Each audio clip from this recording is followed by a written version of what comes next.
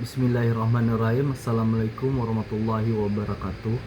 Perkenalkan, nama saya Ricky Ronaldo, mahasiswa Magister Pendidikan Dasar Universitas Terbuka dengan NIM 501162775. Di sini saya akan menjawab pertanyaan dari diskusi sesi 8 mata kuliah studi komparatif pendidikan dasar di berbagai negara. Baik, langsung saja saya akan menjawab pertanyaan pada sesi ini. Yang pertama yaitu tentang apakah sistem jenjang dan struktur persekolahan serta kebijakan pengelolaan pendidikan dasar di negara ASEAN dan Asia Pasifik memiliki persamaan dalam implementasi pendidikan yang ada dirasakan di lingkungan sekolah Anda? Baik, saya akan coba menjawabnya. Sistem jenjang dan struktur persekolahan serta kebijakan pengelolaan pendidikan dasar di negara ASEAN di Asia Pasifik memiliki beberapa persamaan dan perbedaan yang dialami di SD 120 per 6 Kederasan Panjang, Batang Masumai, Merangin, Jambi. Umumnya sistem pendidikan di negara-negara ASEAN dan di Asia Pasifik terdiri dari 3 jenjang utama, yakni pendidikan dasar, menengah, dan tinggi. Pendidikan dasar di banyak negara ASEAN biasanya terdiri dari 6 tahun sekolah dasar dan diikuti 3 tahun sekolah menengah pertama. Sebagaimana juga berlangsung di Indonesia yang menerapkan 6 tahun di SD dan 3 tahun SMP serta pendidikan dasar wajib selama 9 tahun. Beberapa negara seperti Laos, Vietnam, dan Myanmar memiliki pendidikan dasar yang lebih pendek, hanya 5 tahun.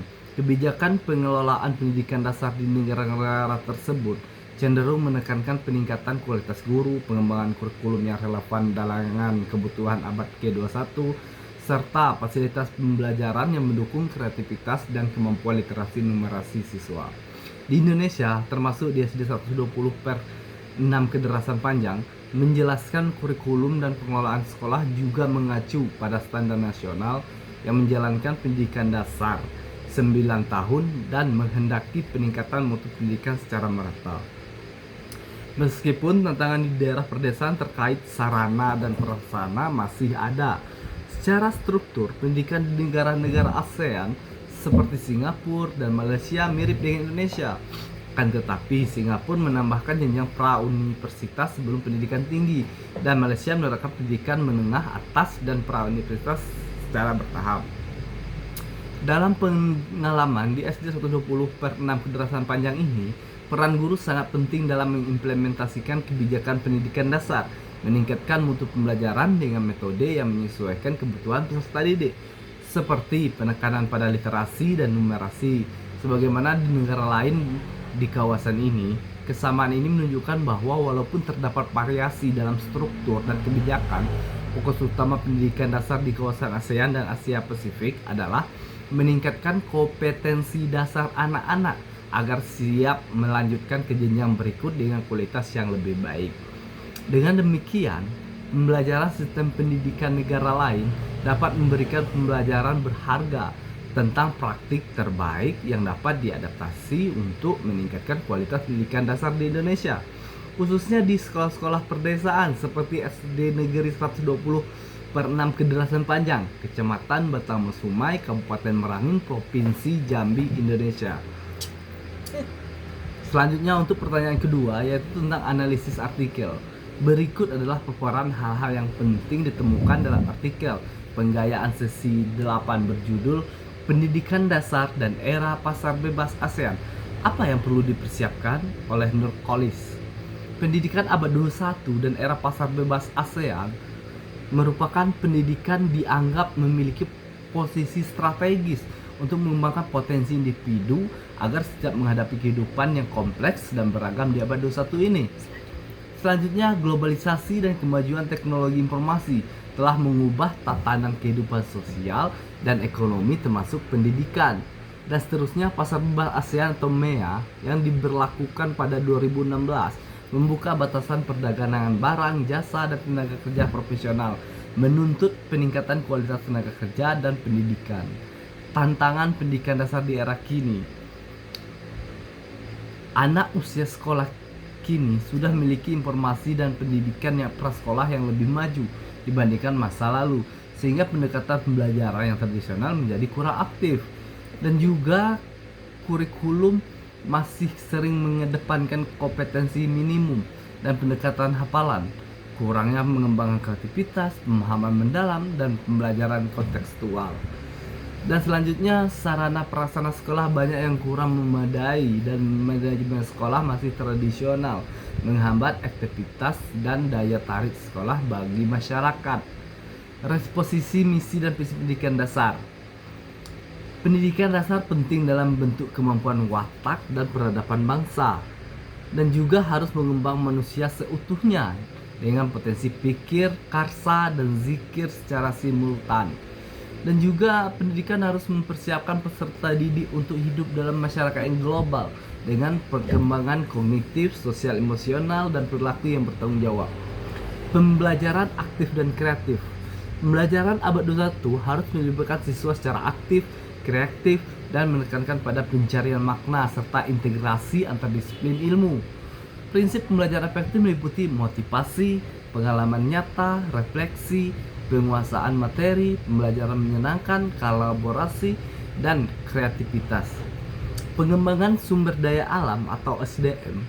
SDM di sekolah harus terdiri dari pimpinan, guru, dan karyawan yang memiliki visi dan misi yang sama untuk menghasilkan pendidikan yang berkualitas. Kriteria pemimpin dan guru harus didasarkan pada kemampuan membawa perubahan dan profesionalitas yang tinggi. Pengembangan profesionalitas guru dan evaluasi berkelanjutan sangat penting untuk meningkatkan kualitas pendidikan. Pemberdayaan manajemen sekolah. Sekolah harus bertransformasi menjadi organisasi pos birokrasi yang fleksibel, partisipatif, dan berorientasi pada kerjasama dan inovasi. Keterlibatan masyarakat dalam pengembangan sekolah sangat diperlukan untuk mendukung keberhasilan pendidikan, serta kemitraan antara sekolah dan orang tua dapat meningkatkan efektivitas guru dalam kualitas belajar siswa.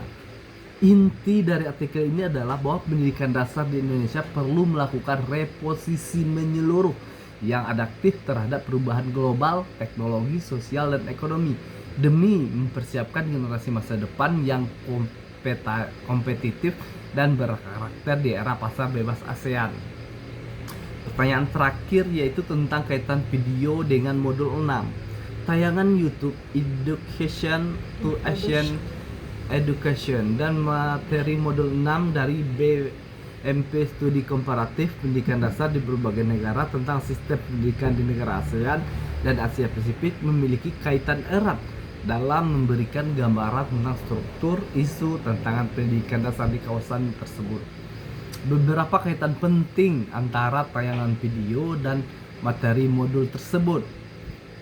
Salah satunya struktur sistem pendidikan.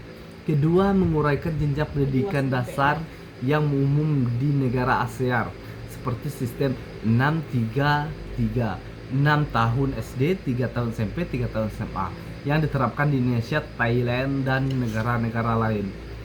Ada variasi sistem pendidikan di ASEAN, misalnya 5-4-3 di Vietnam dan Laos, atau 6-4-2 di Filipina dan Singapura.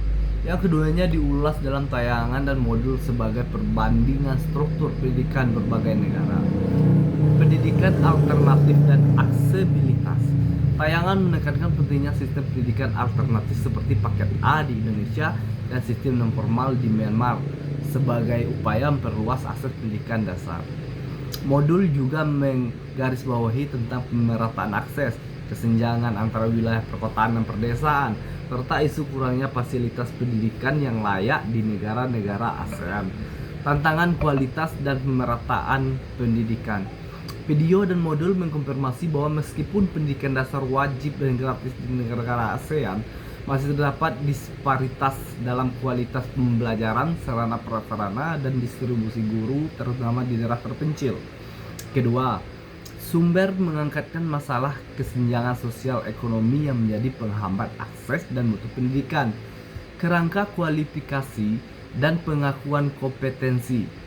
Tayangan membahas ASEAN Qualification Reference Framework AQRF yang bertujuan untuk menyatakan kualifikasi pendidikan antar negara ASEAN untuk mendukung mobilitas tenaga kerja dan pelajar. Modul membahas kebutuhan penyelarasan standar pendidikan untuk menghadapi tantangan globalisasi dan pasar bebas ASEAN.